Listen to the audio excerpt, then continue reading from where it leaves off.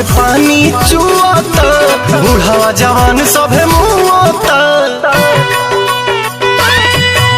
मुहवा से पानी चुआता, बूढ़ा जवान सभे मुआता। डालब रंग होलिया में तोहरा हो चोलिया में, भगलू उठा के कहे घाघरी घाघरी अरे घाघरी। जो बनवा हकी गलहरी, घसाई रंग सा गलहरी। हिलैले बाडू नगरी।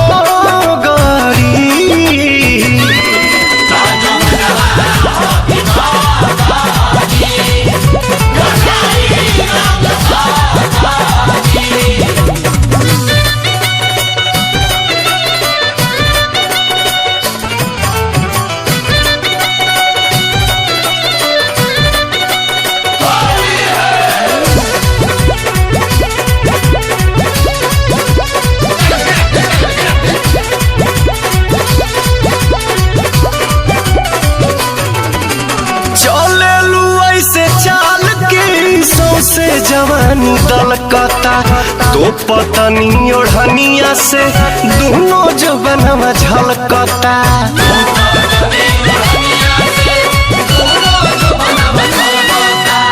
चले लुई से चाल के सौसे जवानी दलकता तो पतनी ओढ़निया से दोनों जवनवा झलकता। होली में हिलावतारू कहे सनकावतारू, मन के जवानी को दे भारी भारी अरे भारी।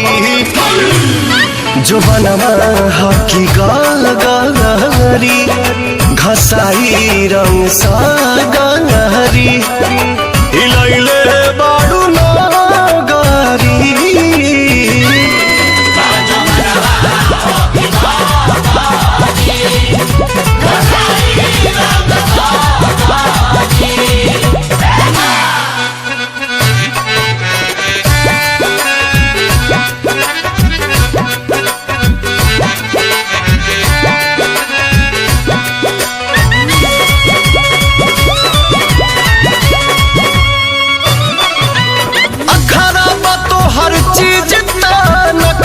करेलू बेसी अर्जुन दीपक रानू से इतना करेलू ठेसी।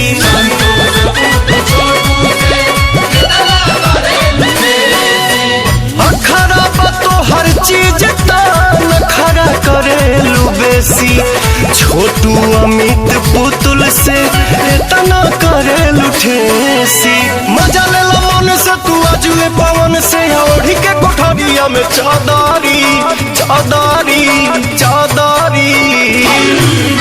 जो बनवा हकी गलहरी, घसाई रंग सा गलहरी। हिलैले